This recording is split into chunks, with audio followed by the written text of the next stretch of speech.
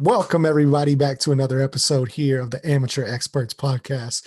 We are experts of absolutely nothing. Your host, Landon Oliver, co host, Andrew Scott. What's going on, man? Yes, sir. Good to be back, man. How's it going? It's going great. Just celebrated a lovely birthday this weekend. Got to experience some time with family and all that good stuff. And my brother came into town from Tennessee, so it's been a good weekend. I've got the week off. I took this whole week and a little bit of next week off, so I don't go back to work for about another like 10, 11 days. I'm gonna enjoy the time off and watch some sports. Probably a lot of Right on. baseball. Yeah. The usual. Get some of that yard work knocked out and all the stuff that gets put off while you're working. That list piles up, so it'd be nice to get caught up on a bunch of stuff. But yeah, everything's going good, man. How's everything with you? Everything's good, man. We're in the swing of one of my favorite times of the year, so I'm really good, man. We got baseball in full swing. The only part of the NBA season that actually matters is right around the corner, so we get to see some basketball to the highest degree here before too long, and get the games that actually matter. Um, And then, right not long after you're going to have to go back to work, we got the NFL draft hitting us too. We're like officially really close to the NFL draft now too. So I love this time of the year, man. It's so much fun for me, as big of a baseball fan as I am. And then the fact that football is my second favorite sport, and you've got like the best part of the off season right around the corner. It's a good time to be a sports fan. Yeah, that it definitely is. And speaking of the NFL draft, we have a special episode today for everybody that is listening and watching.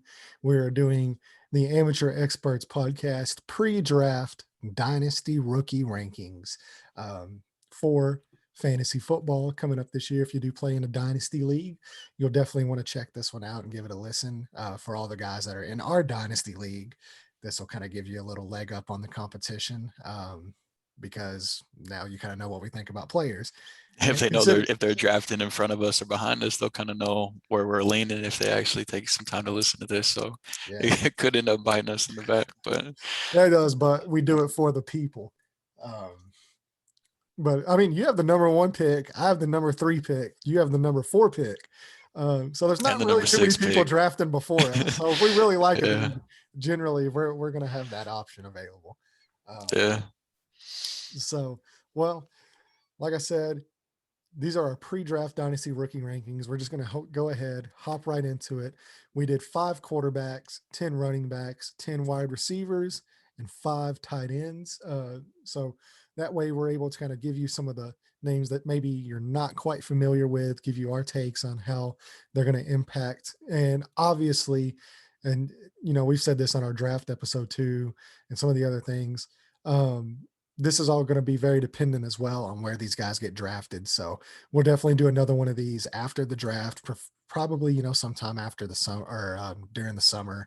Um, as more moves start getting made and these guys kind of settle in, maybe we hear some stuff about training camp or OTAs about some of these guys performing better than others. And so this list is definitely subject to change after the draft, and we will be updating it. But pre-draft, we want to give you our thoughts on some of the players here. So let's go ahead and kick it off with quarterbacks.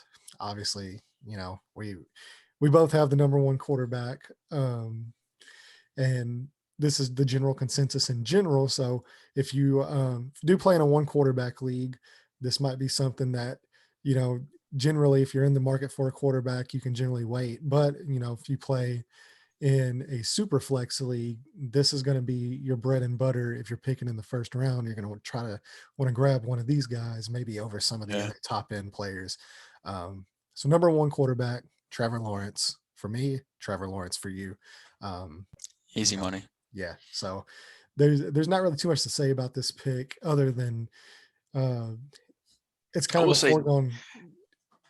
depending on where Fields or Lance land, if they land in a spot San where like the Francisco. outlook look, yeah, like something like that, and then the rushing upside they have and how much weight that carries in fantasy. It's not saying you gotta remember to separate fantasy from reality in terms of how you look at these players, but just from a fantasy outlook, I probably would still have Lawrence one, but it's going to be really tough not to buy into something like that. If Fields does end up landing in San Francisco or something like that, like you said, that would be really tough not to want to put him one just because of the rushing upside he brings. But I Right. mean, Lawrence can move too. And I So mean, I mean, that's a very good point because it's almost kind of reminiscent to the Andrew Luck RG3 thing we had, where Andrew Luck was, yeah, foregone conclusion, number one overall pick, uh, came in, performed admirably in his rookie year, but RG3 with that rushing upside completely took over fantasy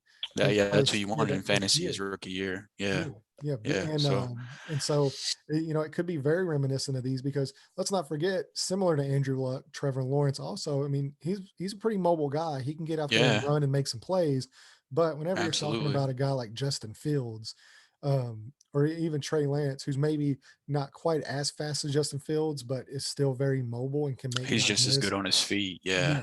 Yeah, and, you know, that's the key for quarterbacks in fantasy football is you're always going to have that floor of even if they're not throwing the ball well, they can take off, 40 yards and, score a touchdown and, you're right Well, I there mean, in the game. it was like Jalen Hurts at the end of last year. I mean, he was completing like 50% of his passes and only throwing the ball a handful of times, but he was still, I think he was a top 5 or top 6 quarterback the last handful of weeks of the season. I mean, so it gives you such a safe floor that it's really tough to pass up on, especially with the way the quarterbacks are used in the NFL now being so much more common and teams looking for that and looking to build their offenses around stuff like that. Like Lawrence is, yeah, you've heard generational, once in a decade, all the terms that you can use. And I mean, I'm on board with it. So I have no problem with them being one, but some of these guys behind them are going to be really fun for fantasy though. For sure.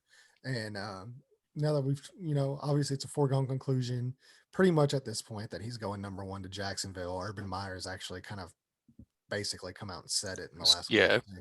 And so would that give you any pause with him going to Jacksonville, knowing it's a new coaching staff? The history of that organization is not very good when it comes to these quarterbacks and surrounding them with proper talent to succeed.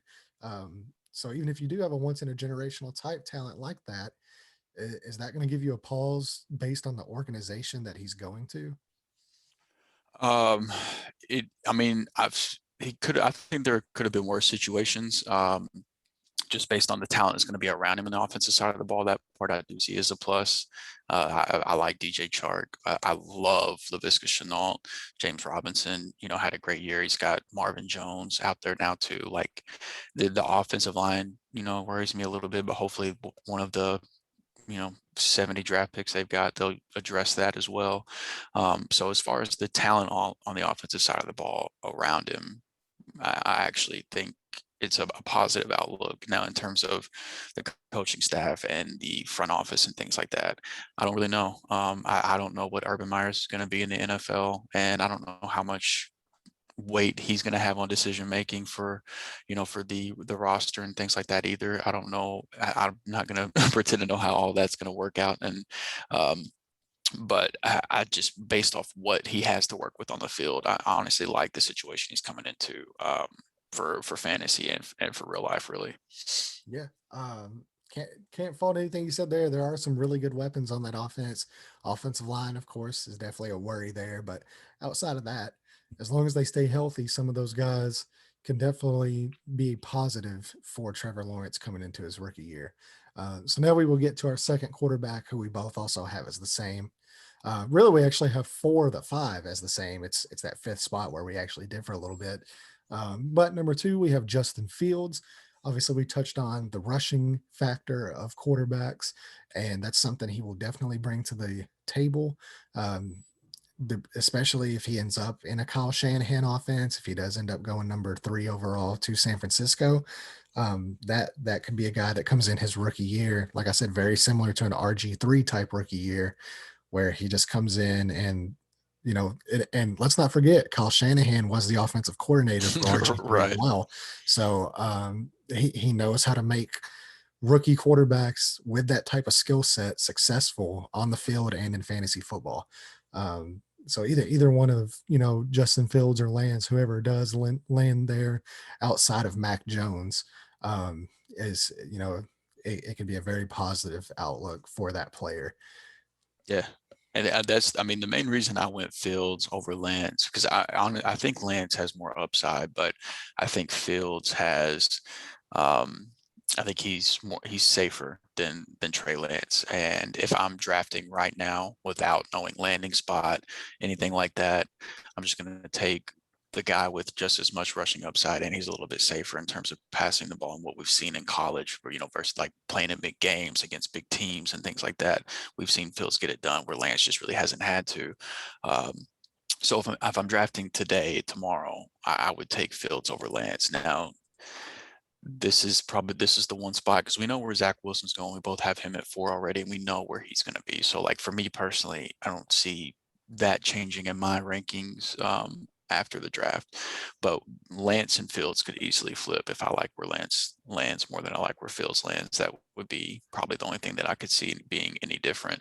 But today, even though I think Lance has more upside, I do think Fields is a little bit safer with his rushing mixed with how accurate he is as well. Yeah, so let me give you a scenario here. I want to get your opinion on it. So, say Justin Fields does go number 3 to San Francisco, Trey Lance goes to Denver with all those weapons there. So between those two, who are you taking? Wow, that's really hard. Yeah, it's tough. That's really, I think that's probably about as tough as it would be able to get for me to not be able to make an easy choice, man. 'Cause, man, those weapons out there in Sanford Denver.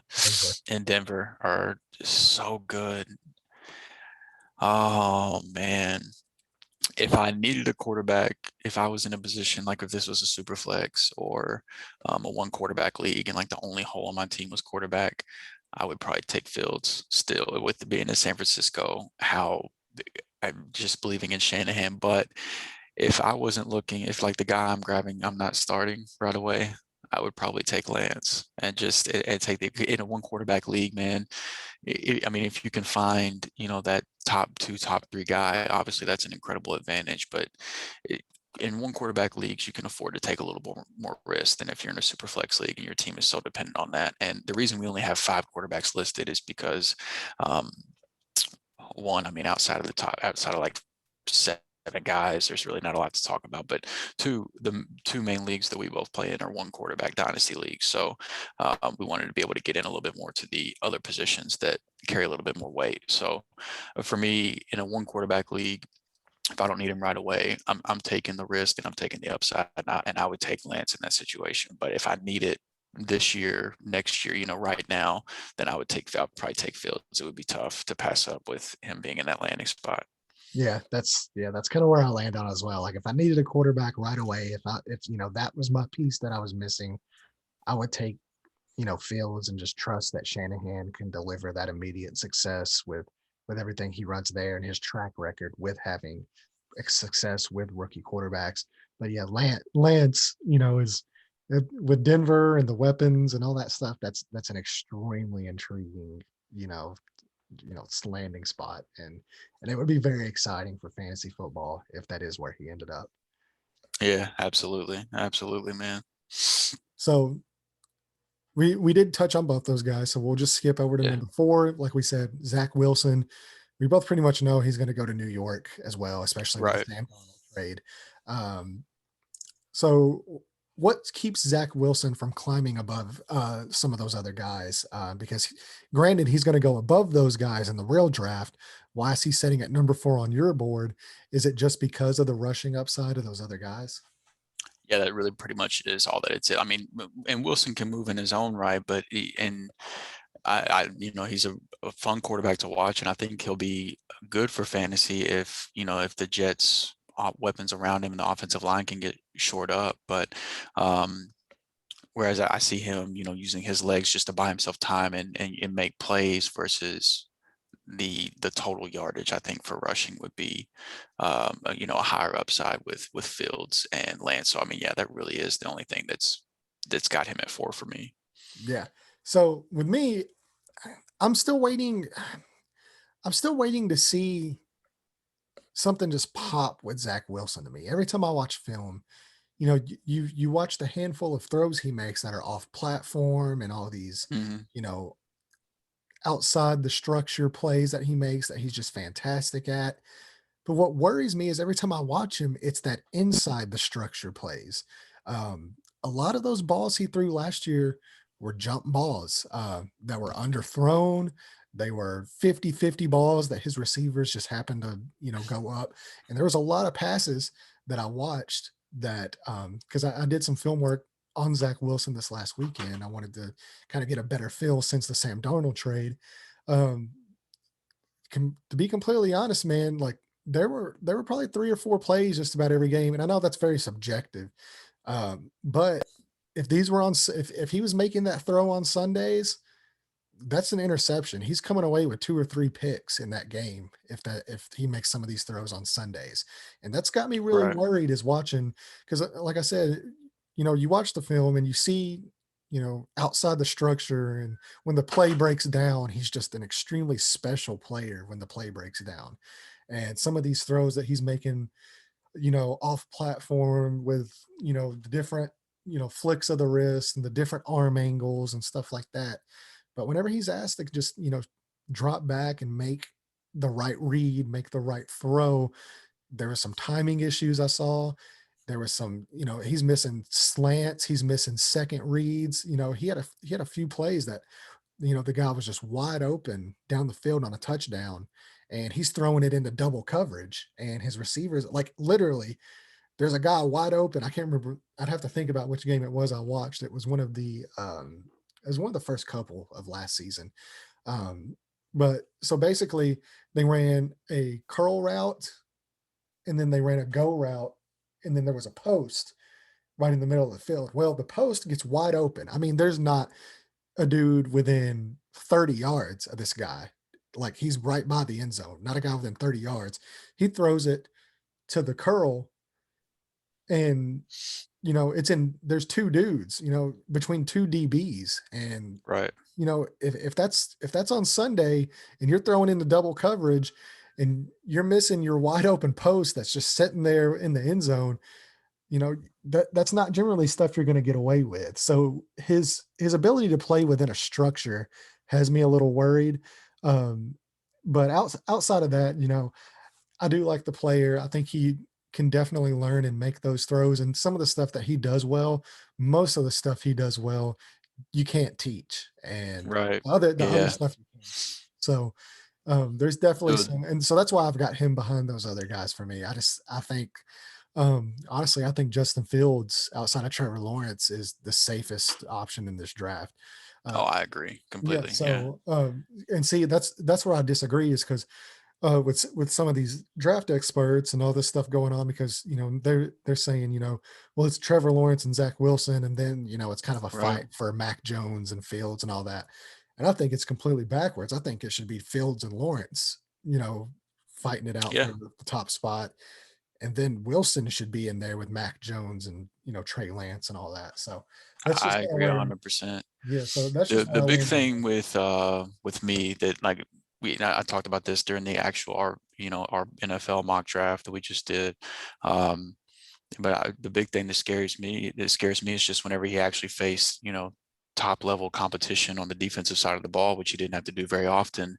Um, he had 4 games against top 20 defenses, and his completion percentage dropped by like 5 or 6%, and he only threw 4 touchdowns to 4 picks in those 4 games, compared to 40 touchdowns in the other 17 games in that in that span. So I mean, it's he's not going to get to play a BYU schedule in the NFL, and he's Yeah. going to be playing for the New York Jets, who, right? I mean, maybe they get this rebuild right, but next year, I mean, there might be matchups that you can stream him in, but I would be surprised if somebody was using him, as their Day one every week starter. starter. Yeah. Yeah.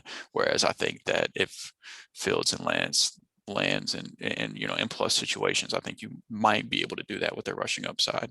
Right. Still might be the back end of a quarterback one, with the learning curve and things like that. But definitely more intriguing for me from a fantasy standpoint. For sure. And like I said, the film shows that with Wilson is like I said, he makes a lot of throws against some of these other teams that, you know, if he's facing a top level defense, like you said, or basically on Sunday they're all top level defenses compared to college defenses, and he's not getting away with those same throws. It's just not going to happen. And the stats show it, the film shows it. So we'll see what happens with that situation.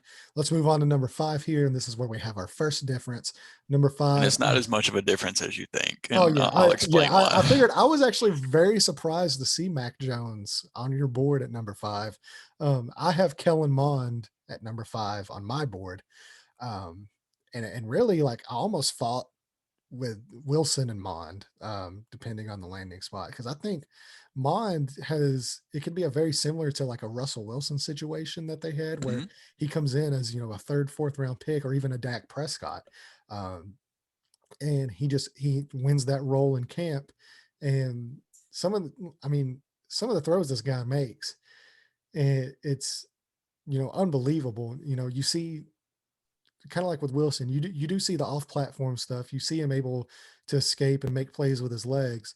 But I think where Wilson and Mon differ is Mon does very well within a structure, and also Mon just has a freaking cannon of an arm. I'd say probably mhm. outside of Trey Lance and Trevor Lawrence, um, Mon's probably got the strongest arm in this draft, and it's up there with Trey Lance to me, because Trey Lance just has an absolute cannon attached to his arm. But yeah, Kellen Mond is, the longer this all season goes, he really, really impresses me with some of the stuff that I've been seeing on him. And I got to give credit to our boy Aaron Simpson, who, he definitely called this out probably a month or two ago about how impressive he was watching Kellen Mond. And I didn't really know much about him at the time. I even, I believe I commented that too. I'm like, I haven't got around to really watching much of him. But now that I've actually seen, 3 or 4 games, I I can see the hype, and apparently it's also growing within the NFL too. Apparently he's rising up draft boards pretty quickly. So yeah, it was a battle with me between him and Zach Wilson for that 4 spot, but I think just Wilson going in as more than likely the day one starter, and Kellen Mond possibly not being the starter right away. That's just kind of what pushed Wilson over there.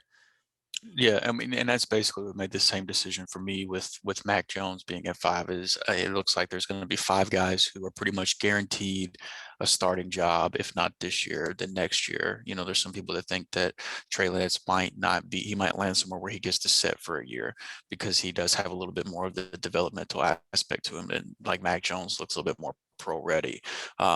But since we only went 5 deep, the 5 guys that I see getting starting positions are kind of get them by default, in whatever order they may land. Just because if you're drafting today and you need a quarterback, then I'm going to take the guy that I know is going to get a starting job. Now, if this was if our 12-team league was drafting tomorrow, I don't need a quarterback to start for me. So my personal rankings for my draft that day, Kellen Mond would probably be either 4 or 5. So I don't disagree with how you have it set up, but this is just kind of like, this isn't my personal rankings for my personal league. This is just like general rankings. And so that's where Mac Jones ended up landing there. And honestly, if these Mac Jones to San Francisco rumors are true, he's probably going to go up. He's going to be higher than 5 for me, even though he's not my favorite player. He's shown that he can succeed in a positive environment with a good coaching staff and good weapons around him, and he's going to have all of that in the NFL if he lands in San Francisco. Um, and so, even though it wouldn't be the most exciting thing, it would be great for him. I think that's his best case scenario. Because I mean, other than that, he's pretty much locked in at 5. And from like I said, if you don't need a quarterback, he would be lower than that for me. So um, that's essentially why Mac Jones is sitting there at 5 instead of Kellen Mond. Yeah, that's understandable, for sure. And I just the more I think on Mac Jones, I'm just very bullish on Mac Jones for whatever reason. Um, I just I wanted to go more with guys that have that higher upside that, Hmm. maybe, because this is dynasty. So I'm looking, long-term future in dynasty. I'm not looking just next year.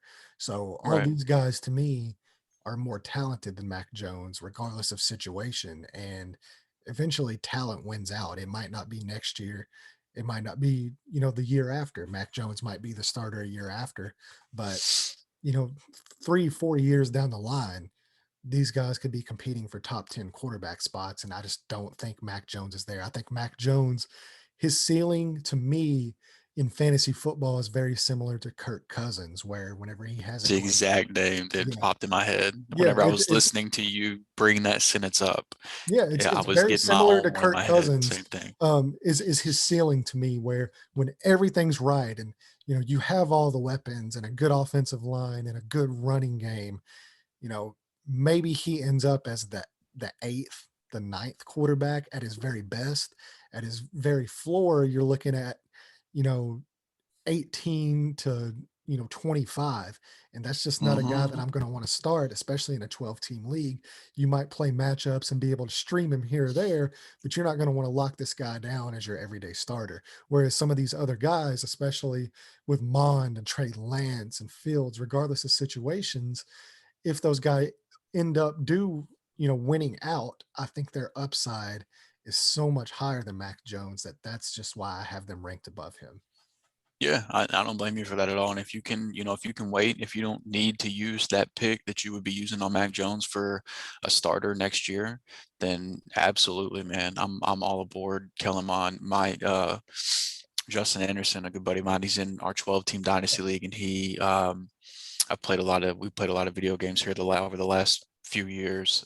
He's the guy that introduced me to Fortnite, but he's also the guy that introduced me to Kellen Mond a couple years ago. He's a lifelong Texas A&M fan, so he's kind of kept me in the loop on Texas A&M related things for the last several years now, and so his name's been brought up, good and bad. I would love to be able to throw him on here just for a few minutes to give a Kellen Mond spiel, because we've kind of both went back and forth, good and bad, on him. To the point to where I told him I had Kellen Mond fatigue at one point last year, just waiting for him to take that next step and be like this incredible college quarterback and take this Texas A&M team on a run, and just never seeing it, to the point to where in the offseason I was watching workout videos and hearing about his connections to the Rams prior to the Stafford trade. And then I was starting to get myself on board with Kellen Mond. And then now, the Rams have Stafford, so I don't have to care anymore. But I do think the offseason has been trending in a good way for him. And I do think he does have a lot of upside. And yeah, I'm all aboard taking Kellen Mond there at the 4 or 5 spot in terms of quarterback if you don't need one right away. Yeah, awesome. So that will conclude our quarterback discussion of this part. We will now move into running back. We have 10 names here. We're not going to take probably as long on some of the names as we did quarterback, just because we have so many more to go through. But Right. obviously, probably our top 5 guys we'll spend the most time on, and then we'll give you some sleepers and kind of the later rounds of your draft, depending on how far it goes, um, that we could possibly hit on for some upside. Um, so obviously, we do have a difference here at number one. We actually have pretty big differences here in this running backs portion of the discussion. So I have Najee Harris as my number one. You have Travis Etienne as your number one. So kind of give me your thoughts on why you ranked him above Najee, because you do have Najee at number two. So what puts Etienne above him in that number one spot? So before I even start, this is a 1A, 1B scenario for me. I know some people have, not Najee Harris is the clear number one, no questions asked. And some people have Travis Etienne all the way down at 3 behind Javonte Williams, like you do. And then there's people out there that have 1A, 1B scenarios. I fall in that category, to where Travis Etienne is number one for me, but he's 1A to Najee Harris is 1B. And I think a lot of people have kind of fallen off the Travis Etienne train, just because he did have a little bit of I guess you could call it a setback in the rushing game this year compared to the last couple years in terms of efficiency. And it, I do think part of it, but you can't put all the blame on offensive line. Part of it is on Etienne.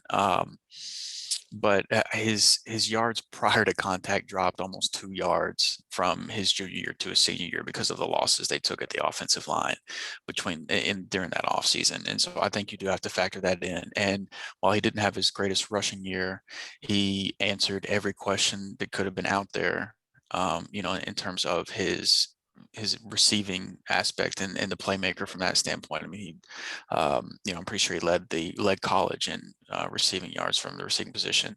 Um, and he just, he once that happened, he ended up checking all the boxes for me. He's not as good between the tackles as Najee Harris, but I do think that he is much more explosive, has the big playability in him, and he can get to either sideline as quick as anybody. And so I don't think he should be phased out in goal line situations or anything like that either. Like, I think he can get it done up there. Um, so I don't, while he might not be as good as Najee in that aspect, I do still think he should be able to produce. So really just the big play ability is so hard for me to pass on, man. And with Najee, he makes it tough because he reminds me a lot of Steven Jackson whenever I watch him, and which is, as a Rams fan, obviously it's one of my favorite running backs of all time. So whenever I see that, it's really tough to want to pass on him. But I've been on the Travis Etienne train for a few years now, to where, I mean, if he would have come out last year, he would have been my running back one last year too. And so I lean that way, but I'll say before the season started, Etienne was like a runaway number one pick for me. And watching Najee Harris this year, he made the decision a lot tougher. And he's the only guy based on landing spot that I would move over. I mean, it would be Javonte Williams. I do like. I think there's three clear top backs, and that those are the three. But 1 and 2 is going to be one of those two guys for me. Depending on landing spot. So it's pre-draft. I love Etienne. I have no problem putting him here. But post-draft, this could look a little different. Yeah. And so I have Najee as my number one. I have Etienne actually down at number 3 for me. I think this could be a very similar situation like we saw last year um, with Clyde Edwards-Helaire and Jonathan Taylor, where, obviously Edwards-Helaire is, he can run between the tackles very well. About the receiving upside, kind of similar to Etienne and all that. But at the end of the day, you know, you got to run the ball through the tag. It's the NFL. You've got to run the ball through the middle at some point, if not the majority of some point. You're not going to be able to turn the corner on some of these defensive ends that you did in college. And Right. I agree with that. Najee Harris to me is much more in that Jonathan Taylor mold, where he's a guy. And even like you said, I think that's a great comparison, the Steven Jackson comparison. And we obviously know what he did during his heyday as a fantasy star with the Rams. It's, outside of landing spot, I actually struggle with putting Javonte Williams number one over Najee, just because how much of a fan I am of Williams. And I'll actually give you his comparison to me here whenever we talk about our number 2 slot. But yeah, just Najee Harris, he has it all. And he's also a very accomplished pass catcher as well out of the backfield. Yeah. So I just think the running upside is higher of Harris. Um, and he's still going to be able to catch the ball, Mhm. just as well. Maybe not just as well, but well enough to offset, the loss of maybe some of the rushing upside of Etienne. And you know, like I said, of course, landing spots is going to matter. Um, but I just Harris has done nothing but impressed me this offseason with his workouts and some of the things that we've heard about him. Obviously, he didn't even compete at the pro day in Alabama, but he drove 8 hours just to be there and support his teammates. Some of the leadership stuff we're hearing, I think he's clearing away a franchise running back. And I'm just, I'm super excited to see where he lands, to see how some of these positions play. So number 2, who will move on to this slide? I have Javonte Williams as my number 2. You have Najee Harris. there, right? Because Yeah, yeah, and before we move on to the next one, I don't want to let it get too far away from a point you made before I address it. The difference in this class and last year's class for me is pre-draft last year. I had Jonathan Taylor number 2, and I had Clyde Edwards-Helaire number 5, and ended up moving Clyde Edwards-Helaire to all the way up to number 1 whenever he landed with the Chiefs, and still had Jonathan Taylor at 2. So for me, this is a little bit of a different situation because one, I do think Travis Etienne is better between the tackles than Clyde Edwards-Helaire is. Obviously, I think he's a better running back prospect. So whereas clearly looking after the first year, I let landing spot affect my thinking way too much with bringing a guy up that far from 5 to 1. Whenever there were guys in between there, like DeAndre Swift and J.K. Dobbins and Cam Akers that had good landing spots as well that I like better pre-draft. That was kind of a lesson learned for me that I want to try to remember this year. Because if I would have remembered that, I would have did. DeAndre Swift was running back 1 for me last year, and I would have been okay with letting landing spot affect me and taking Jonathan Taylor, who was in a clear better spot and he was only my number 2 running back, thank God and you I did. know. I see, yeah, I see that smile, and so and then DeAndre Swift, Detroit was obviously about as undesirable as it got for a running back in fantasy, so letting 1 and 2, letting the draft capital and the landing spot affect that, I would have been much better off. Whereas I took the number 5 guy for me, and instead of trusting that, I moved him up to 1 because of the beautiful Kansas City landing spot. I mean, it didn't get any better, similar offense to what he ran at LSU, best offense in the NFL, And I mean, I do think that there's better days ahead for Clyde Edwards-Helaire. This isn't a Clyde Oh Edwards-Helaire yeah, slam yeah. piece.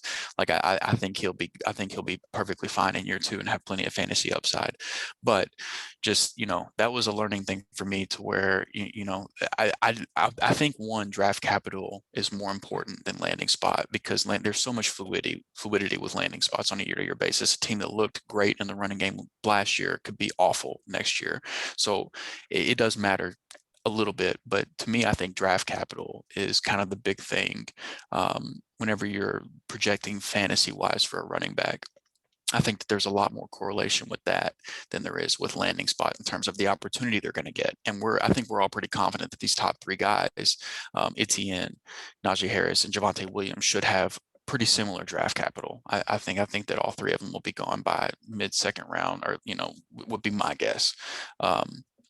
So knowing that, though, 1 and 2, I could see them flipping, and then Javonte Williams would probably be 3 for me. But so I wanted to address that before we moved on. Oh, But because you do. Yeah, now that I yeah. talked about that, So because you do have them, 1A and 1B, I'm curious now, kind of similar to how we did landing spot with quarterback. I'm curious. okay, Najee Harris, Pittsburgh Steelers, Travis okay. Etienne, Miami Dolphins. Mm. I'd probably take Etienne. He's already my number 1 guy, and with Miami, look, I mean, you saw what guys like Miles Gaskins and guys like that like they're not bad running backs, but I definitely think Travis Etienne is a Yeah. more talented running back. You saw Miami is not scared to give one running back the work, regardless of who the running back is. They've got a team that's built to play defense and run the ball, and I think that he would have a chance to come into a workhorse role in that aspect. Whereas with Pittsburgh, obviously, again, they're built to run the ball, but their team is aging, whereas the Miami Dolphins are young, and they've got a lot of draft capital and cap to keep improving that team around them. Whereas Pittsburgh is a team that's aging, their cap space isn't great, and the outlook. Now, granted, Pittsburgh as an organization, I mean, you give them the benefit of the doubt, they're going to figure it out just based off what they've shown. But on the flip side of that too, I love what Miami has in place now with Brian Flores and those guys. I think that they're doing things the right way. I think they've absolutely crushed the offseason with the draft, with the trades they've made and things it gives me the perception that these guys that are making decisions for the Dolphins now, they get it. And so I think in that situation, yeah, I would stick with my pre-draft and roll with Etienne. But if Najee Harris can land it, like if you flip flop that, I would probably take Najee Harris if he went to Miami and Etienne went to Pittsburgh. I think really a lot of it comes down for me is I'm just not in love with the Pittsburgh landing spot like a lot of people seem to be this offseason. I don't think it has as much of a positive outlook. Me personally. Yeah. All right. Well, I just want to get your view on that. So my number two, since we already have touched on Najee Harris so much, my number two is Javante Williams, and I told you I would give you my comparison to him Mhm. with this pick. For me, he just he reminds me so much of Kareem Hunt. Is the best comparison I think I can make for him. He's he just he makes guys miss. He can catch the ball. If I actually even out of those two guys, which is why I almost put him number one, if there was one guy that I would bet the farm on being a workhorse running back for this next season, and I know this is dynasty, but if I had to put my money on one guy being a workhorse and being a successful fantasy rookie running back this year, it's Javante Williams. And I'm super excited about the prospect. And, regardless of landing spot, to me, I think he's just going to make such a huge impact wherever he goes. Um, the guy just, he did, you can't touch him. Like, he just makes guys miss. I believe he broke like 70 something tackles this year, this season, which is by far probably the most in college football. And he's just one of those guys that you give the ball and regardless of offensive line, regardless of quarterback situation, even another comparison that I would like to make for him, going back to the old Indianapolis Colts days, is he reminds me a lot of Edgerrin James and just his ability to basically just make guys miss on such a consistent basis. And let's not forget, he's definitely a home run threat as well. He's just a guy that if he gets to the second level, most guys, outside of, these guys that run a 4.2, 3.5, you're generally not going to catch him as well. So I'm super excited about the prospects. And if I just had to bet on one guy getting that workhorse role this offseason with the draft, it's going to be him. And I honestly wouldn't be surprised at all to see him be the first running back off the board in the draft. I would be a little bit of surprised, to be honest, to see that happen. It's not that I don't think he doesn't have the talent, but just with the draft bust that's been around, especially Najee Harris. I mean, with his incredible offseason that he's had, to see Williams go off the board, but before them two would really surprise me. Um, but I mean, if that does happen and the landing spot's good enough, if the draft capital is that high, then maybe I have to rethink my 1A 1B thing and put a 1C in there. But the thing that worries me with him is the faith that you have in him coming out and being a workhorse. I'm I don't It's not that I don't think he can't do it. It's just that he hasn't had to do it. Um, because I mean he's playing against another future pro running back. Like Michael Carter is going to get picked probably in the first like 3-4 rounds, I would think. Like he's going to be a professional running back this year as well. So, I mean, he only had he had 183 touches and 182 touches the last 2 years, and I with that being what you put out there on tape. I would be surprised to see him handed a workhorse role day one, unless there's just I think he's the last clear back in this one that can handle it in terms of he has the mix of running and receiving talent to be a three down back. I think this is where the list ends in terms of who offers that in this class. So I think he has the ability to do it. I just don't know if teams are going to see it that way because of what they saw in college. And the fact that he has another pro ready running back that he was working next to. So it makes sense why he didn't get the touches in college, but I'm a little bit more hesitant to project that in the NFL since we haven't really seen it yet. All right. Well, we do have the same number four guy here, which, obviously, whenever we talk about the first three spots, we talk about those three guys. So we'll just skip right into number four. Um, we both have Kenneth Gainwell here at this spot. So tell me some things you like about Kenneth Gainwell. Man, I just wish Kenneth Gainwell was just a little bit taller. And I would be talking about having 4 running backs that could be workhorses in the NFL. Because I mean, he's got all the talent in the world, man. I mean, it breaks my heart that that he's the size that he is. Um, but even with knowing that, I do think he could be a great pass catching back and still get a few carries and do some things with them. But like I said, the top three is where the workhorse thing kind of stops for me. So at this point, it just start going about where I think some guys might have some draft capital and have some talent to translate into NFL and fantasy success. And so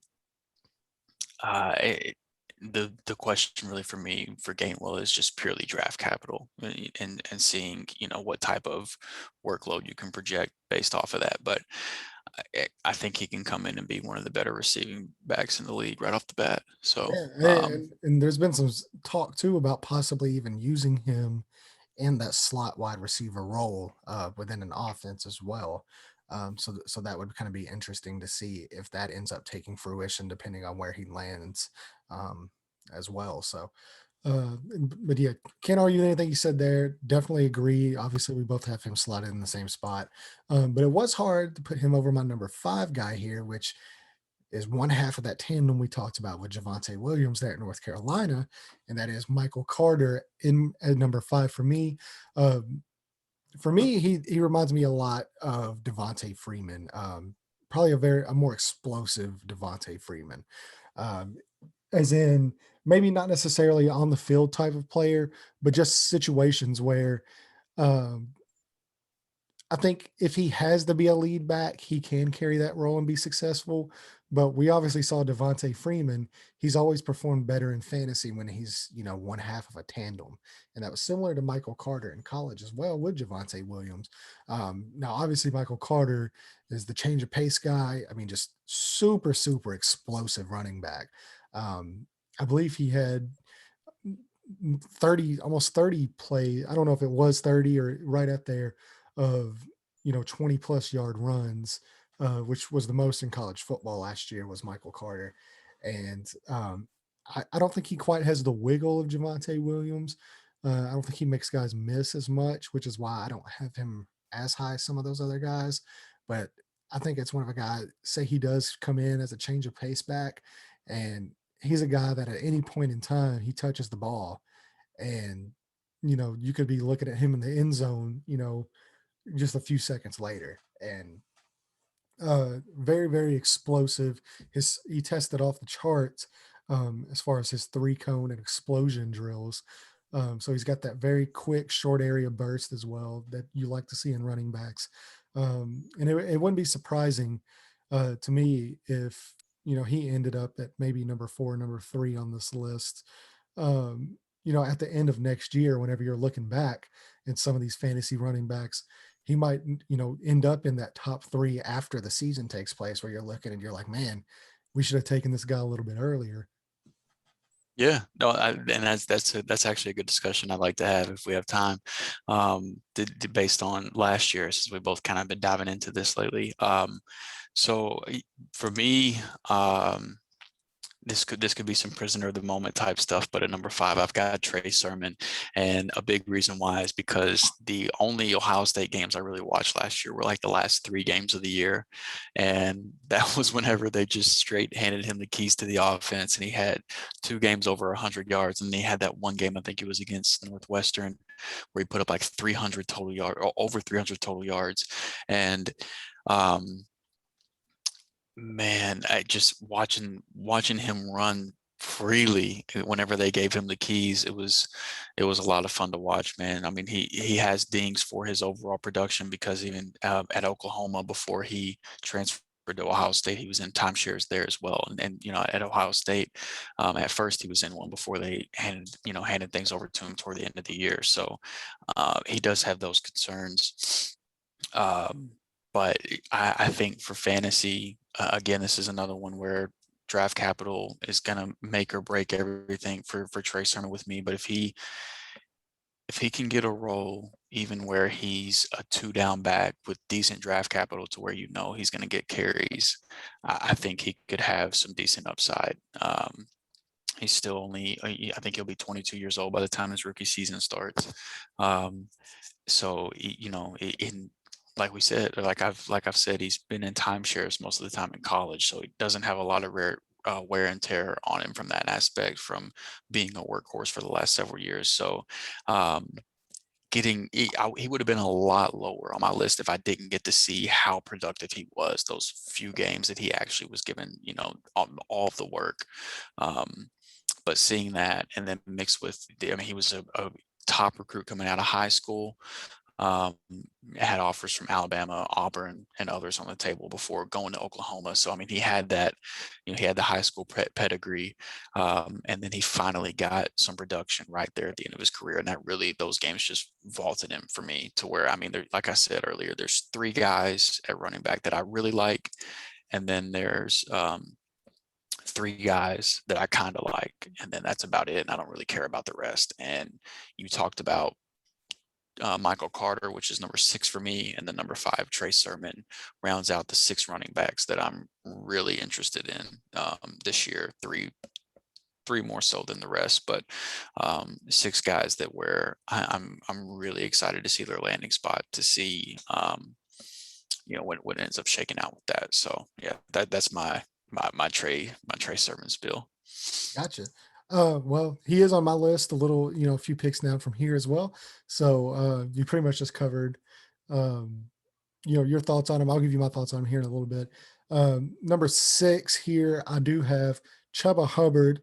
What a name! And he, you have Michael Carter here, a guy that I touched on earlier as well. Yeah, yeah, I was That gonna say, we I'll just echo your sentiments with him. I just like Trey Sermon a little bit more just because of I think he has more early down upside than Michael Carter, whereas I think Michael Carter might end up finding himself in a timeshare to where he's the receiving back.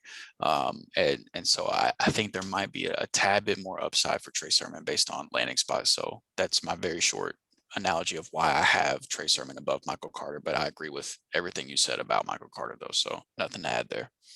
All right. Well, so getting into my Chuba Hubbard, because you also have him here coming up as well. So let's speak a little bit on him. I know the pro day has some people worried. He ran around 4.5, 4.48, 36-inch vertical. I think he had like a 7.2 three cone, which isn't that great, but 6 foot, 210 running back. It's sufficient enough. And the thing with Chuba Hubbard is he's not going to blow you away quite so much with his athleticism. He can, obviously he can make it to the second level and make some guys miss, and he is capable of taking it to the house, but it's not something that you see on a very consistent basis, but he does possess the traits. The thing that I love so much about Chuba Hubbard is his vision. The guy he has a tendency to always gain positive yards. You never see him go backwards. He's either making a guy miss in the backfield or he's hitting the correct hole. He's making the right read. Great in pass protection, just a very smart running back with excellent vision. And I think that's going to serve him well at the next level. He's a guy that, to me, will probably end up in a timeshare. So I don't think he's going to get the bulk of the carries wherever he goes, but he could definitely um, be productive, kind of similar depending on where he does land. Uh, how we kind of see Nick Chubb and Kareem Hunt operate there. Not obviously, I don't think he's nearly as talented as either one of those guys, but I believe he can be used in a very similar role, where he's kind of the Nick Chubb version, um, instead of the Kareem Hunt, because some some of the things as far as his receiving and stuff has kind of been talked about, and you know that could be something he needs to clean up. But as far as just pure running back, as far as pure skill at the running back, um, I I think he's a fantastic prospect, and I'm really excited to see where he lands and how they end up using him, because he could be a guy that, um, if you do need a running back or you need some depth at that position, um, you can play matchups with him, especially if injuries occur, and say you don't need a running back, but you just want to pick some guys up for some depth pieces. I think he could be a very valuable depth piece and a very valuable handcuff um, coming up in this league. Yeah, that word you use right there is exactly what I see happening to him. I think that he ends up getting drafted by a team that has a running back established, and they're looking for depth at that position and somebody to where if their starter goes down, they have somebody that they can hand the ball off to and could possibly make a big play. And so I think that he will be a valuable handcuff. And somebody that's not, I don't see him landing somewhere where he could get even honestly, I would be surprised if he even got into like a consistent timeshare right off the bat. I could think he could work his way into that. Um, but and it's crazy to say because he's probably the one that's fallen the most for me preseason versus now. I would have had him right there in like that top three, top four conversation before the season started. Because I mean, last year for Chuba Hubbard was great. It's I guess it's a good thing that this year kind of unfolded, and he's probably the one guy. Him and Hubbard and ETN were the two guys that kind of surprised. I think like Najee Harris, I think a lot of people expected him to go back to school. But I think especially Chuba Hubbard coming off the year that he had, and then ETN, he had a great year as well. I think those two guys going back to school was a little bit of a surprise. And it looks, I mean, based off of today, it looks like that worked out a little bit more for ATN than it did Hubbard. So I think that Hubbard would probably be drafted higher, with the depth that last year's running back class had. I still think he might have been drafted higher last year than he will be this year. But I mean, you never know what's going to happen in the NFL draft, so we'll see. But that's all it comes down to with him. Again, with me, I mean, it's going to be the same story for all these running backs on this back end of the top 10. It just comes down to draft capital. I mean, there could be a guy that I didn't even have in my top 15 that if he gets drafted high enough, and over these guys, he'll end up being in the top 10, whenever we do this again after the draft, just purely off of that. I mean, for these running backs, especially after you get out of the top running backs, that tells everything on what a team thinks about them and what their usage could be, what their career arc could look like. So, I mean, he's right there on that tweener size kind of, which is similar to another guy I'm going to be talking about here shortly, where he could go either way in terms of catching the ball, running the ball. I think he's better suited to run the ball personally, but I don't see him being a workhorse. So it just really comes down to landing spot. Yeah, definitely. Like I said, I definitely see him as a very valuable handcuff in the league. Mm. But outside of that, I'm not taking him over really any of those other top five guys I have.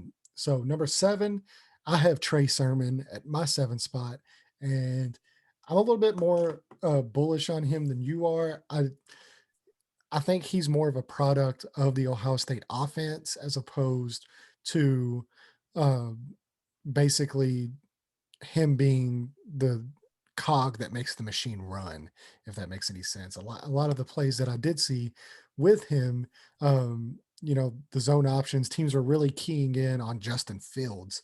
And I think Justin Fields was a big part of the success you saw last year in the last 3 games as well. Now, obviously, he did play very well, and but I don't think his skill set as a pure running back translates as well to the NFL to me than these other guys. And that's not necessarily a knock on Trey Sermon as far as a prospect. That's just where I have these other guys. I think there's just more potential with these other guys than I do with Trey Sermon. Okay. Yeah. I mean, it's just one of those guys that we differentiate on a little bit because I think that from just being a pure runner, I think that he could be better than Hubbard and Michael Carter from that aspect, but I don't think he has the receiving chops that Michael Carter has. And Well, I don't I think he's think the that home run hitter Michael Carter. I think that the gap between Sermon and Carter on the receiving end is bigger in Carter's favor than the gap between Sermon and Carter on the running aspect, which I will give to Sermon. Basically, um, is where I stand on that. But yeah, I mean, all these guys, there's kind of like there's tiers within the tiers, but for me, there's two tiers of running back in this class that I care about, and it's the first three guys, and it's the next three guys, and we almost have the same in that I have Hubbard right outside that next tier, and you have Sermon right outside that next tier. So it seems like that's kind of where the minor disagreement lies is with those two guys. So now we'll kind of get into our back end, and we won't really spend too much time here because, like we said, we definitely view them all kind of as handcuffs and or stream starts depending on the situation. But there is some upside to be had. My number 8, I'm a huge fan of. So if you've heard me talk about Rondell Moore at the wide receiver spot, very similar to Javian Hawkins here at number 8. He's a guy that as a running back, it scares you because I believe he was around 5'8", 5'9", and he weighed in at 183 pounds at his pro day, which as a running back, that is extremely small. And that's very scary for a guy going to the NFL level. But that being said, as a runner and as an athlete, the guy is just extremely talented in those fashions. If you watch any tape on him, have you really seen too much of him? Because I know he's not a name that most guys are going to really pay attention to. Have you watched any of him? I've seen a small amount, but no, I wrote him off because of his size for the most part. Knew that, like, from Yeah, an NFL standpoint, I wasn't going to be very interested. I did watch a little bit, but I looked at his size and was like, yeah, he's not going to be in my top 10. So I'm just going to keep it moving. yeah, but and see that's the worry. But how can you not root for the guy when you watch him play because he's so Oh explosive yeah, and he makes the right read almost every time whenever he hits the hole. And some of that, his size isn't going to allow him to get through that hole. Um, but on the off chance that he does, he's just a pure home run hitter. And he's a guy that, say it's a bye week and he's sitting at the end of your bench and you just want, I know some guys just have upside plays as opposed to floor plays. That, they just want to throw a guy in there on the off chance that, maybe he drops 70 yards and a touchdown. Well, that's a guy that if he makes it to the second level, that he's very, very likely to do that. And I'm a huge fan of watching him. But yeah, the size does scare me. But outside of that, I'm just a huge fan of him as a prospect, as just a home run hitter type of running back. sure. Yeah, I'm not going to spend a lot of time on my last three guys. I'll try to make it quick because I honestly don't have a whole lot of interest outside of the guys we've already talked about anyway. But for Kylan Hill, it's mostly based off of what he did in 2019. He only played in a few games in 2020 before he opted out due to COVID. But in 2019, he showed that he could handle a heavy workload in the SEC. He had over 200 carries, almost 250 carries. And he's kind of right on that line in terms of size that you care about for a running back. He's almost 6 foot and then about 210 pounds. So he didn't the 3 games in 2020 didn't go great. So there's not a lot of recent tape to go on. But 2019 was a lot of good stuff that he put on tape. And at this point, I'm just throwing darts at guys to where if the running back in front of them got hurt and they had a chance to get a workload thrown at them, can they handle it? And he did show and cause you he could handle it. So especially if he's a handcuff or a running back I already own, I don't have a problem throwing a dart at him late in a rookie draft. Right. And so these next two spots for me are just guys that, to be completely honest with, I think they go undrafted in a fantasy rookie draft. You might want to take one as a dart throw if you need depth at that position. And, maybe if they get drafted to a team where you have the starter, you might want to pick one up as a handcuff, possibly, depending on, where they end up on the depth chart. But both these guys just seem more of kind of like, you know, maybe not even the backup, maybe the third or fourth string, type of guys. And for me, that is Puka Williams at number 9, and I have Jamar Jefferson at number 10. And I believe you also have Jamar Jefferson on your list as well. Mm-hmm. Yeah. Yeah. I mean, for him, I followed the same mode that I followed with Kylan Hill of for these guys to get drafted later, don't get drafted and get signed as an undrafted free agent.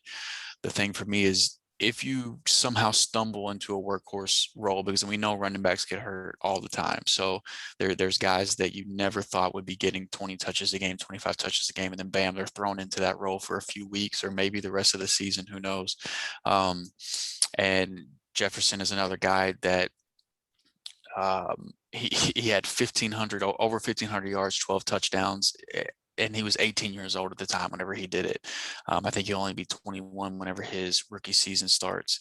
And he's 5'10", 206 on this website that I'm looking at now. I just looked up his size.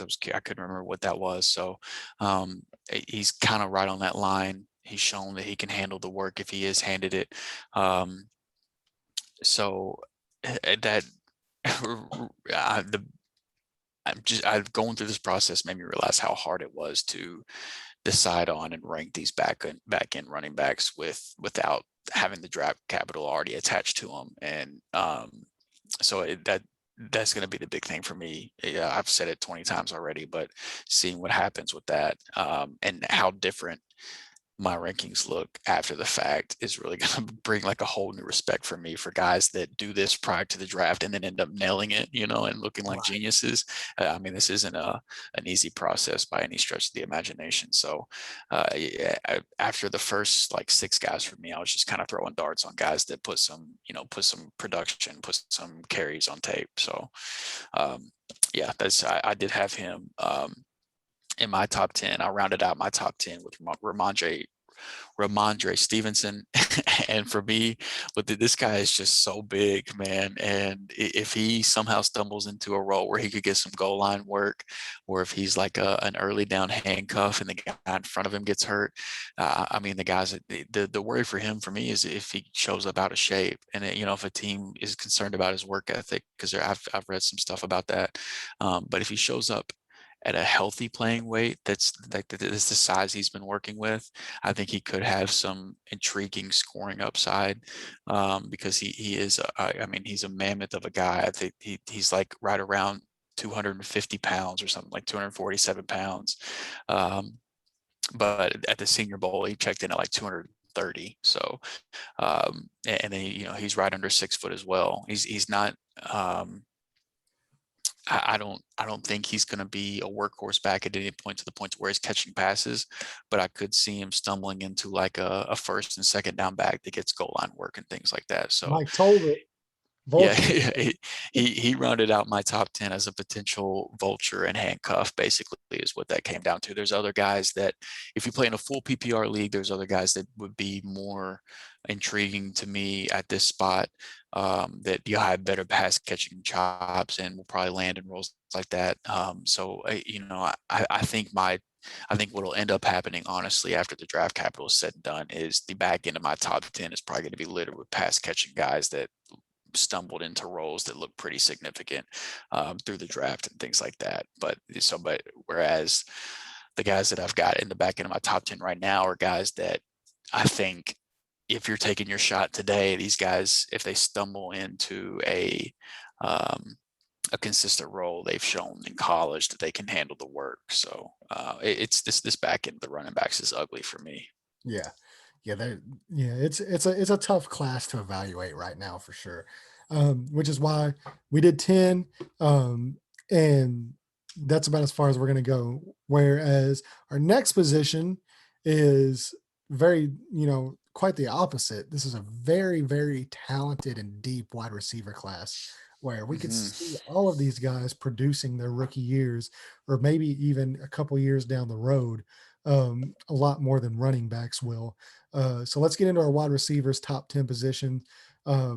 Very similar. We actually have the same first 4. And if you've heard us talk about this on our previous NFL draft pod, as opposed to Dynasty pod, you've definitely heard us talk about most of these guys here. There's some names in the back that we haven't really touched on that we'll kind of give you our takes on. But for the most part, we're going to keep this short and simple. Number 1, we both have Jamar Chase. Obviously, We know what he is as a dominant college receiver. Um, Whenever they were together with Justin Jefferson in college, he was even, beating him out for the number one spot in the offense. And he was making first round DBs last year that had success look absolutely silly. So he's just an absolute beast of an athletic freak, and can make all the catches. He's just almost a slam dunk as you can get as a wide receiver prospect. Yeah, absolutely. I mean, and to put the icing on top for what you said, if if you have any concerns or worries about him in big games, just look at what he did in the two college football playoff games whenever they went on to win the national championship. Whenever um, he put up 140 yards and a touchdown in game one, and then over 200 yards and two touchdowns in the national championship. I mean, the dude, and that again, that was playing alongside Justin Jefferson, who just had the best rookie season of a wide receiver of all time, and he was getting outworked by Jamar Chase. So, and he was 19 years old at the time. He's only going to be like 21 by the time his rookie season comes around. Um, so yeah, I mean, this is I have seen Devontae Smith at number one. For some people, I don't really have a problem with that, but for me, it was an easy choice to go with Jamar Chase. Yeah, I agreed. And so that brings us to number two. Promise you, I didn't leave him off of this list, guys. Um, Oh and that yeah, is Devontae Smith. Very, we know what he did. Won the Heisman as a wide receiver. Extremely hard to do. Extremely speedy guy. He's a guy that's just, there are some size concerns with some people, but we've seen all time great wide receivers play at a lower weight like that. Chad Johnson, Marvin Harrison, some of the names that kind of come to mind whenever you're talking about the size and production of Devontae Smith. And obviously, if he goes on to have the careers of any of those two guys, and even some of the other guys, um, you're going to be looking at him and thinking, outside of Jamar Chase just becoming an absolute animal, you know, which is, we both are banking on. You're sitting there and wondering, like, well, how the hell did this guy go to number two? And right. and then you're looking and you're like, how did this dumbass here leave him off of his draft board whenever they did the mock draft? Like that guy's an animal. And Yeah. so yeah, Devontae Smith, like I said, there are some size concerns, but it's not really a concern to me when you watch the guy and you're wondering like, well, how's he going to handle press coverage? Well, guys in college tried that. Very talented quarterbacks tried that. And if you watch the tape, and that's just really what it boils down to. Just watch the tape. This guy gets off the line so quick that even in press coverage, you can't touch him. Like he's not getting touched. And Right. once he catches the ball, it's game over. Yeah. Yeah. And people like the size worries for me is one of the most overplayed stories of this offseason. It seems like it that one and then the Justin Fields one read thing, I think are the two things to where like, yes, there are things that should be talked about. And like they're thinking like you should be discussing, is this gonna be a problem, moving forward? Like it should be a discussion to be had. But for people to just continually move these guys down because of this stuff, man, like it's not like that whenever the ball's high, DBs are just getting the spear of these receivers into the ground and Devontae Smith is just going to get manhandled at the line. Like that's not how it works. And with his footwork and just his route running and his skill set, like his size is not a concern by any means to me. Like I just I don't get it, man. He's just too talented in every aspect of being a receiver that I'm not gonna let that bother me, especially with the way that the NFL's been trending in terms of it being a passing league and quarterbacks and receivers are the ones that get all the benefit of the doubt and all the help and things like that. Like it's just going to concern me less and less. So um, yeah, no, I'm all aboard Devontae Smith being number two for me pretty easily behind Jamar Chase at number one. Like I have, the first two were really easy for me. Yeah, definitely. Super excited to see where he lands also. Hmm. So number three, we do have a little bit of a disagreement here. First one of the wide receiver part. Speaking of guys with size issues, I have Rondell Moore at number three. If if you've listened to the podcast, you know my love for this guy. Very similar to Devontae Smith as far as, you know, people are wondering, well, how's he going to hold up in the league? But I don't think he's quite the route running technician Devontae Smith is. I think he's much more of a gadget type of player that you're going to want to scheme open and get him out in space. But he's another guy that once he catches the ball, it's game over. And if you do happen to have him running deep on some, guys are not going to be able to stay with him deep. And the athleticism of this guy I mean, he can just, even if they are bigger than he can just jump over them. And the guy's just literally an athletic freak of nature. And it's going to be so exciting to watch. And he tracks the ball in the air just about as well as anybody outside of Jamar Chase in this class. So that's just why I have him at number 3. I'm super excited. Say he does end up in Green Bay or Kansas Mm. City or some of these other really good landing spots where, he's going to have guys that are going to be able to draw him plays open and get him the ball. This guy's just going to skyrocket in the league. And if you're able to get him later part of the first, earlier part of the second round, in your dynasty drafts, depending on that landing spot, you're going to be extremely ecstatic with the production you're going to get from him. Yeah, no, I agree. I love the upside, and landing spot will be, the draft capital, the landing spot for him could really change things for me, because I agree with everything you said in terms of the player. But without knowing any of that, for me, I think the safer bet would be Rashad Bateman, who I have next up behind. After my clear 1 and 2, my number 3 is Rashad Bateman. He came in a little bit smaller at his pro day than I thought he would. I thought he was going to be around the 6'2", 200, and coming in at 6 foot 190. But I still think that with his size and his athletic ability and just kind of his skill set, I think he kind of fits that wide receiver 1 mold in the NFL. And he's handled big target workloads and things like that in terms of whenever he was at Minnesota. He and in just 5 games, he cleared 100 yards in 3 of them in 2020. So, I mean, he's got the production, he's got the talent, he's got what I think is the size. His speed isn't as top end as some of these guys we've been talking about, like Jamar Chase and Rondell Moore, but what he lacks in that, I think he makes up for in being able to line him up anywhere. You can line him up in the slot, and he can win as a big target there. You can line him outside. He can win at the point of attack. I'm a huge Rashad Bateman fan. Reminds me a Probably lot to of the Chris point. Godwin. Yeah, and that might be why I'm such a big Rashad Bateman fan, honestly, because I was a huge Chris Godwin fan whenever he was coming out.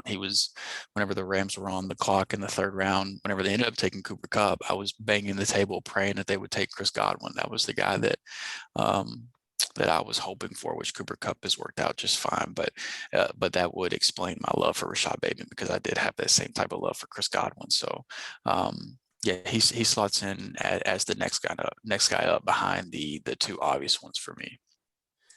And I actually have him at number 5 in my slot. So, so that way, just so you guys know, I'm not going to really touch too much on him because we just covered him, but he is number 5. So number 4, we both have the same guys. Well, we both have Jalen Waddell at number 4 from Alabama. Another guy with just really insane speed, incredible footwork, and he projects more to me as an outside type receiver as opposed to a slot type guy. Even though he did actually work more in the slot at Alabama, but the guy's just got, there are no size concerns with him. He's just as fast as just about anybody in this draft. And I do kind of worry a little bit about his jump ball ability and his ability to win 50-50 catches, which is why he's not above Rondell Moore, because I think Rondell Moore just tracks the ball better in the air. But he's a guy that, if he does end up working underneath in that slot role, or he's able to take you deep, once he gets the ball in his hands, he's just an absolute workload to try to bring down. And super excited to see the landing spot for him. I actually believe he very well could be the first Alabama receiver taken in the draft as well. Y yeah, yeah, it wouldn't surprise me at all. I mean, the big kind of, headline this offseason has been that when the 5 games to start the year that Waddle was healthy, he was outproducing DeVonta Smith. Um, and I mean, that's a factual statement. I mean, I still think DeVonta Smith is the better player, but, Jalen Waddle was set to have a huge year, and then on top of that, um he can contribute immediately in terms of if a team wants to use him in kick return and punt return and things like that.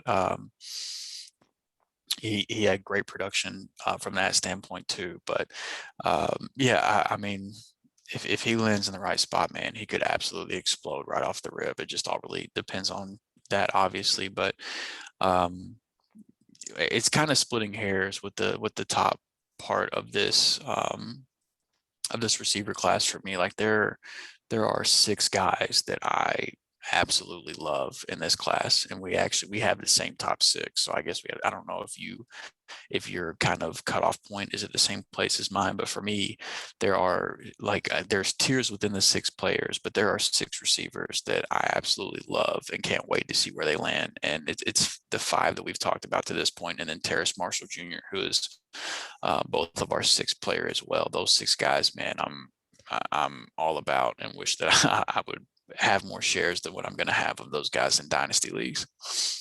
Definitely. So number 6, we'll go ahead and move on there, because we both, our number 5 spotter guys that we've previously touched on earlier, depending on draft slot. So number 6, we both have Terrace Marshall Jr. out of LSU. So it comes down to me, whenever you look at this draft class, there's clearly a lack of size in this draft class. There's a lack of guys that can be just end zone monsters and can just go up and win 50-50 balls based on their size. Um, to me, there's no concerns there with Terrace Marshall Jr. That is what he's best at. Big body wide receiver, super productive in the red zone at LSU, and had one of the highest contested catch rates. I believe it was 82% of jump balls that he won at that outside slot. Also, not to be you know outdone as well. Whenever he lined up outside as a wide receiver, he posted a perfect passer rating when targeted, 158.3. So he's a guy that if you're needing that number 2 that could possibly turn into a number 1 a few years down the road from now, um, he's a guy that can definitely fill that slot. And he has a very high chance of the yardage might not be there right off the bat, but he's going to get used very often in the red zone. And with his ability to go up and get those contested catches and the size that he has, he could definitely be a huge touchdown producer for you as a rookie, and then can possibly grow into a bigger wide receiver role in the future. Yeah, yeah. I mean, we talked about the incredible 2019 season that Jamar Chase had, and that Justin Jefferson was also a part of. And I mean, before he hurt his foot, the 4th game of the year that season, he had more touchdowns than Jamar Chase and Justin Jefferson. He had the same amount of receptions uh, through the first 4 games. So I mean, he was playing with other really talented receivers, was still producing, and then obviously had things all to himself prior to opting out of the season to prepare for the draft. And he had an incredible year up to the point that that he opted out. He had the highest rate of receptions going for touchdowns in this class, to your point that you were talking about. So I think that that's very valid to say. And yeah, I mean, with the mix of his size, his pedigree of being a 5-star recruit coming out of high school, going into college, and then the production that we got to see briefly whenever he had things to himself prior to opting out. I think that he could absolutely be a very, very productive receiver for years to come, for both real life and for fantasy as well. Yeah, number 6 might honestly be too low for him. Like I said, if we're looking at this a year from now, Yeah, yeah, he yeah. could He could very definitely be well somebody be. on the rise. Yeah, he could definitely uh, be up there in that 1 or 2 range. Maybe we're looking at this next year. So number 7, I have Kadarius Toney. You have Elijah Moore. Both guys that we have on this list as well, just in different slots. Kadarius Toney for me, very much that gadget type guy that you're like I said, you don't want to line him up um, and let him run the routes, but if you can manufacture space for him to get him the ball, he's just an electric type player in his hands that anytime he touches the ball, it could possibly be going for a touchdown. Yeah, yeah. I don't have any problem with him. I had him at 6 at one point early on, and then as I got around to reading about and watching more guys, he kind of dropped a little bit for me. But he definitely has a lot of big playability, and it is could be extremely electric depending on where he lands. For me, the guy that came in after my 6 guys that I love was Elijah Moore. I mean, for me, I need to see him land somewhere where the team needs a slot receiver, like there's a clear need there. Um, and that's where he ends up landing, because if that ends up being the case, I think he could be an absolute machine. And as he ages and matures, maybe he can move outside a little bit. I have no idea, but I just know early on, I think slot would be um, the best landing spot for him. So if he can land in a spot with a good quarterback that needs a slot receiver, this is another one we talked about. I mean, obviously putting wide receivers with Aaron Rodgers is always a good idea and always a lot of fun. But if he could play like that Randall Cobb role in Green Bay, I think he would be in for a huge season immediately. And so he was second in the nation in both receiving yards and receptions. He accounted for the second highest percentage of his team's receptions, of everybody in this class. And of his total of his like 1,200 receiving yards, almost 900 of them came from the slot. So that's kind of the big thing for me with this pick, is if he lands in a situation that's favorable for that, he at worst he's going to stay where he's at, but he could end up climbing for me based off landing spot. So that's Elijah Moore 7 for me. Yeah, so I have Elijah Moore at 8, so you pretty much just covered that. You do have a different 8 as well. You have Tylan Wallace there. Yeah, man, for me, this just really came down to production, what he did in college. Over his entire career, he averaged 93 yards per game. His breakout year was as a sophomore in 2018, so he's got that young breakout age that you like to see for an incoming receiver. And that breakout season was 1,500 yards and 12 touchdowns, averaging 17 yards per catch. In 2019, he did have an ACL injury, so he didn't get to play a full season there. But he ended up coming back for his senior year and had almost 1,000 yards and 6 touchdowns in 10 games. So he's got it. He's just got production in bunches, basically, is what it came down to. He last season he had the most catches over 20 yards downfield, and he had the most contested catches over the past 3 years. So the only thing I think what's kind of driving him down a little bit is a lot of people said that his pro day was kind of disappointing. So we'll see how much that hurts his draft stock. But I mean, what he put on tape in his college production for me, man, is just, I think he has the chance to be a very productive receiver. So I got him slotted in right behind Elijah Moore for me right now. Gotcha. So number 9, we both have the same guy here. We both have Amon-Ra St. Brown out of USC.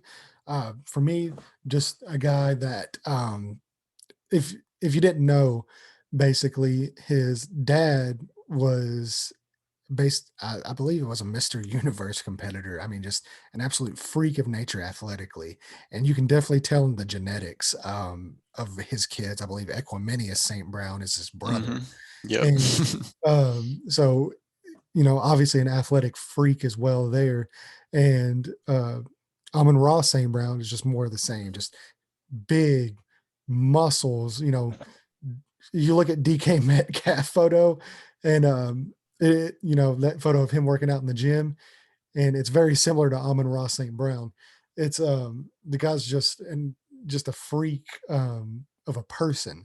So he might not have had the production as some of these other guys, but he's a guy that for me can definitely go down the field, get that jump ball. He's just going to out athletic people. And, he's got some work to do as far as route running and catching and stuff like that. But all that can be fixed where some of the stuff that, he does have, you can't fix, you can't teach.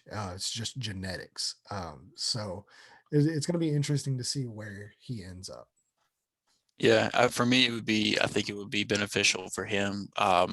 He's not the same build or the same type of player as Elijah Moore, but for both of these guys, I think it would be good for them to kind of be able to start off their careers in the slot. I mean, whenever in 2019, whenever he was sharing the field with now Indianapolis Colt Michael Pittman, he was very productive in that role. And then whenever Michael Pittman left the team and they moved him outside, his yards per catch did kind of dip down a little bit. And his percentage of snaps in the slot dipped down a lot. So, I don't think that that's completely a coincidence either. So I think that while he refines the rest of his game, whenever he comes to the NFL, if he's able to get some of those easy opportunities coming out of the slot and using a little bit of that, that 6'1", 6'2" frame to his advantage, I think that could help him see a little bit early success. But I do. I agree that before putting him out wide, I think he has some work to do before he's fully ready for that. Definitely. So number 10, obviously we've already touched on Kadarius Toney, who you have at that number 10 slot. And I do have a new name here. It's Diami Brown. Uh, for me, he's a guy, he actually reminds me quite a bit. Um, he reminds me a lot of Brandon Ayuk coming out last year. Very similar type of player. Um, and depending on that landing spot, I don't think he's as polished, but he reminds me a lot of him. And I think he's just the guy that, like I said, if you need some depth pieces and at that wide receiver slot, and maybe you're in the second and third round of your draft, and a bunch of these other wide receivers gone, you can take a dart throw on a guy like him and hope he ends up in a productive offense. And he's a guy, depending on which offense he does end up in, can be very productive for you in the future as well. Yeah, I mean, for me, this is my favorite deep threat in this class, and to the point to where I've got Kadarius Toney ranked 10th. I mean, we only have 10 guys listed, but Diami Brown is number 11 for me. And if it wasn't for what I've been reading from NFL teams apparently liking Kadarius Toney a lot, like to the point to where like I was reading some mock drafts First and teams, round. yeah, like and guys were saying like it was just like it was like the first four receivers were off the board in the back end of the first round, and they're like, and the guys doing these mock drafts are like, well, I want to do a receiver here, but it's a little too early for Toney, and guys aren't liking any other receiver. And there's guys like Bateman and guys on the board, and I'm like, okay, I'm clearly completely way off with how some teams apparently are thinking, or how people think teams are thinking. I don't know. So it looks like Kadarius Toney's going to have the draft capital to go along with it. That I don't know what Diami Brown's going to get, but I think I might like him more than Toney, to be honest with you. That's the only reason that I have Toney 10 and Brown 11. But I think that he's the best deep threat in the class, and he's one of the players that I'm most excited about, to the point to where this is kind of, I said he's number 11 for me. That's where I kind of start to lose interest in this receiver class, which 11 players, I don't think that's a bad thing to say. And then there's still guys that I'm like kind of intrigued in, like Nico Collins is kind of intriguing. Jalen Darden is kind of intriguing. Like there's guys that I still am somewhat interested in, but there's 11 guys that I have a pretty good interest in. And so I was glad to see him in your top 10, because that did round out my 11 too. So I'm glad we got to talk about him. But yeah, he's so explosive. And I'm just a guy that I hope he gets some draft capital attached to his name, and I hope he lands at a team that needs a deep threat that has a good quarterback, because it's going to be a lot more fun if it ends up being the case. Right. So that runs out our 10 wide receivers. So now we will get in. We only did 5 tight ends. This is really, we could have just done 1 tight end and pretty much covered the dynasty aspects. Yeah, honestly, I think if we would have done 3, we would have been fine. Yeah. That's how I looked at it, with a clear one. Right. So the clear one, and I mean, he might even be up there in the top 2 or 3 wide receivers if we listed him up there, because I think that's more of the role he's gonna play, and that is Kyle Pitts. You've heard, if you follow football and college football in the NFL draft, Kyle Pitts. Basically, they're projecting this guy to be the Randy Moss of tight ends, and Right. when you turn on the tape, that's what it looks like. It's So hard to argue. I actually heard somebody the other day. I was watching a fantasy show and they were doing some dynasty tight ends as well. I believe this was last week, and somebody referred to him as the LeBron James of tight ends. Uh, so, so yeah, he's going to be one of the first guys out of all of these guys taken in the draft. I don't think there's any way he makes it out of the top 10. And normally it's going to take guys, especially the tight end position, 2 to 3 years to pop up on a fantasy radar. This is a guy I think that can come in right away. One of the rare cases that he's going Yeah, to I mean, right even the good ones like Gronk and Kelsey and Kittle and guys like that, like they still took their time to get acclimated. So, um, but yeah, I think Kyle Pitts could be an exception to the rule where year one, he's making an impact in the NFL and for your fantasy team. And I mean, like for me, we said he's the number one tight end. He's my number four overall player to where without landing spots, if I'm drafting tomorrow, I'm taking Travis Etienne, Najee Harris, and Jamar Chase in front of him. And that's it. Yeah, and depending on landing spots, he could very well be number 3. I could very well easily see him going over Jamar Chase in some of these dynasty drafts. Yeah, yeah, depending on landing spot, if he And gets a, especially a if you're in a significantly better tight end situation, if yeah. you're in a tight end premium league, especially, this is going to be a guy that, you might be able to even sneak in number 1 overall.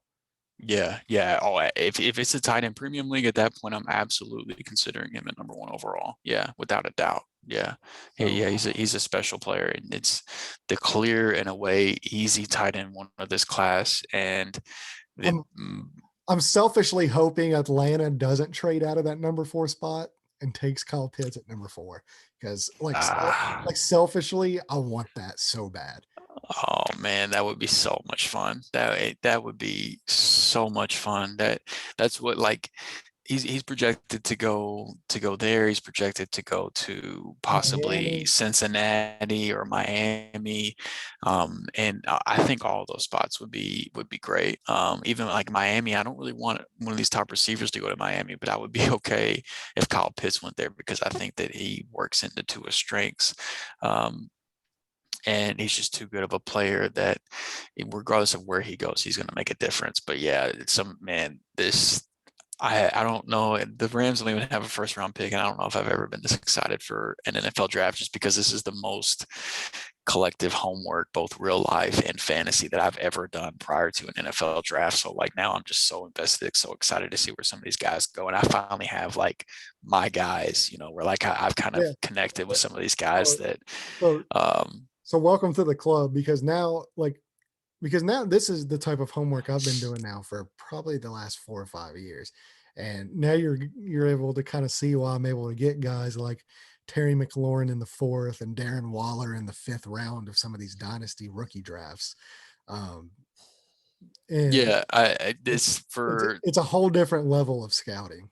Yeah, I mean, for fantasy, I've always looked into the top playmakers for a fantasy aspect, even before I started playing Dynasty, just because, I mean, rookies not making an impact used to be the norm, but then classes like what was like 2014 with OBJ and Mike Evans and Sammy Watkins and those guys made a splash, and then running backs here lately have just been, the league has been given an influx of talent at the running back position here lately to where I've been paying attention to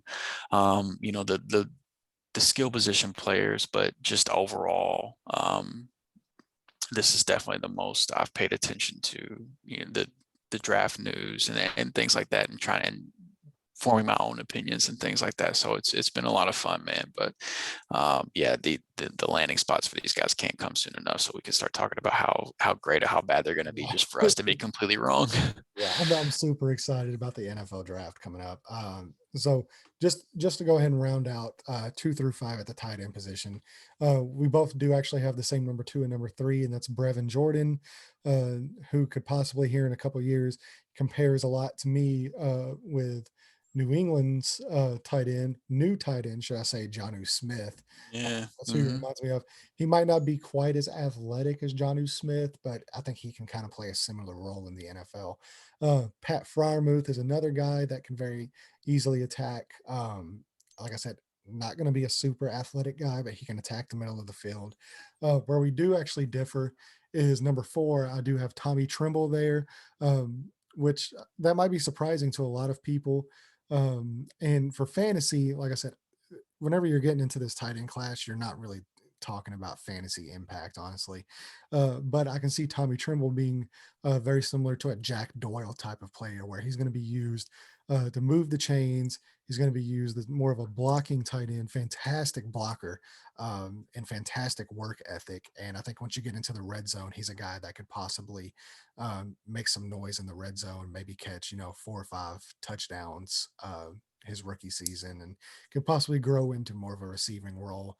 But he's not gonna be a top end athlete that's gonna attack you deep down the middle of the field. He's just going to be more of a chain mover and possibly a red zone type guy, but he will be on the field quite a bit due to how well of a blocker he is. Right. Yeah. I mean, for me, Kyle Pitts is clearing away number one. Brevin Jordan is like he's the same type of tight end with he's the more of the athletic pass catching type of guy, except just nowhere near Kyle Pitts. And then Pat Freiermuth is kind of the more traditional tight end. But after those three guys, I really don't care a whole lot. I went with Hunter Long at number 4 just because he's 6'5", 250 pounds, and he can make an impact in the red zone. Or he pretty much only lines up in line, but with that size, if he can position himself correctly, and get decent route running, he could end up making a little bit of an impact in the passing game. I get why you have Trimble where you do. I think he has a safe spot in the NFL just because of the things he does do well to where he's going to be on the field. But I just don't think teams are going to be putting him out there on the field to do anything fantasy wise that you care about. But he's going to be on the field though. So, which is more than you can say about some of these guys at tight end outside of the top 3. So I get it. It's and then I actually have Hunter Long as my number 5, where you had him at 4, and you have Kylan Granson there. Basically, and it even goes into guys that are already in the NFL.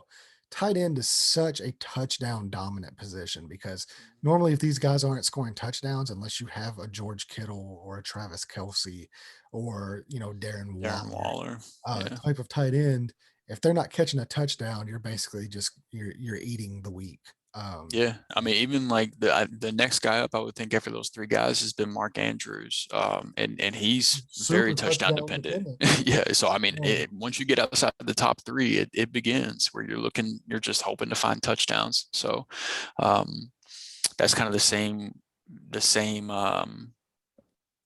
outlook that I took for looking at guys outside of the top 3. So that's where I landed with 4, and then with Kyle and Grayson at number 5. He's got a receiver ability, doesn't have a tight end ability. He's not going to block for anybody, but he might be able to catch some passes. He's only 6'2", 240. So, um, I mean, he's no tight end has ever caught more passes in college than Grayson. And he's got a little bit, he's a little bit older than these guys, but he's shown that he can catch the ball. And like we just talked about, you got to catch touchdowns to be productive from the tight end spot. So um, I ended up going with him for 5, but truthfully, I'm not outside of the top 3. I'm not drafting anybody in a 5, like a normal 5-round, 12-team rookie yeah. draft. Yeah, I'm for only me, drafting 3 tight ends. for me, it's even top 2. Pretty much outside of Brevin Jordan, I would take a dart throw on Brevin Jordan, late in a dynasty draft. Um, you know, just to see the production that could possibly be coming. And even then, you're probably waiting 2 to 3 years before you're really getting any return on that Yeah. pick. But really, outside of Kyle Pitts, I'm just, I'm gonna punt this position in a dynasty draft, unless Brevin Jordan happens to fall, 5th round or something. Then I might take a shot on him. Yeah, and in most drafts, I don't think he's going to fall that far. So I don't think Right. either one of us are going to have Eddie Griffin Jordan shares this year. So Well, but like I um, said, wait, I have pick number 3. You have pick number one 4. of us is going to have a It's gonna have confidence share after conflicts. our rookie draft. Yeah, and depending on where he ends up, um, I'm almost kind of curious if he'll get wide receiver eligibility at some point in his career, as well. So that'll kind of be Who interesting. knows? Um, but this will line, um, or this will wind down our post or podcast pre-draft dynasty rookie rankings. So greatly appreciate everybody listening here. Um, I'll let Andrew do the closing, like always. He's so good at it. Um, Yeah, if this is your first time listening and you like what you heard, or if you've been listening and for whatever reason you just haven't followed these steps up to this point, we are anywhere you find a podcast, Apple, Spotify, etc. Be sure to go subscribe to the podcast, turn on notifications so that you're able to be made aware whenever we do go live or whenever we do put up a new show. And if for optimal viewing pleasure, go over to YouTube. We're on there as well, the Amateur Expert Podcast. You can actually watch us talk about these things. We've got our rankings or our mock drafts or whatever we're talking about. We got that going on in the background. So even if you don't want to listen to us talk, you can just click and read and see where we have guys. And then you don't even have to wait for our explanation. You can just immediately go in the comments and tell us how dumb we are without even listening to why we have those players where they are. You don't even have to wait. So if you need it now, go to the YouTube, go check out the backdrop and see where we have these guys. Tell us where we're right, tell us where we're wrong. While you're there, like the channel, subscribe to the channel, like the video, comment on the video, hit the little bell whenever it comes up once you subscribe to make sure you're notified, so that way you can continue to tell us how wrong we are, because that's for me, that's the most fun part of this thing, is just opening up more dialogue. Like I want to debate and talk about sports all day. So if this conversation can spark another conversation down the road, then that's a W for me. So we are responsive, so get down in the comments and tell us where you agree, where you disagree, and we can continue to have some fun long after the show's over. Yeah, for sure. So like you said, if you did make it this far, thank you so much for listening. Give us some topics, let us know in the comments some stuff you'd like to hear us talk about. We're gonna have our final mock draft, NFL Volume 3, coming out here very soon as well, right before the draft. And we couldn't be more excited to kind of give you that, because we are going to include trades in it finally. And just in time for draft season. So keep an eye out for that one as well. And then, just thank you so much for the support, and comment if you, like I said, anything wrong we see, or you see anything wrong you see, you I'm want to tell sure us. there's plenty. Yeah, exactly. So, thank you guys so much, and we will see you next time. Have a great evening.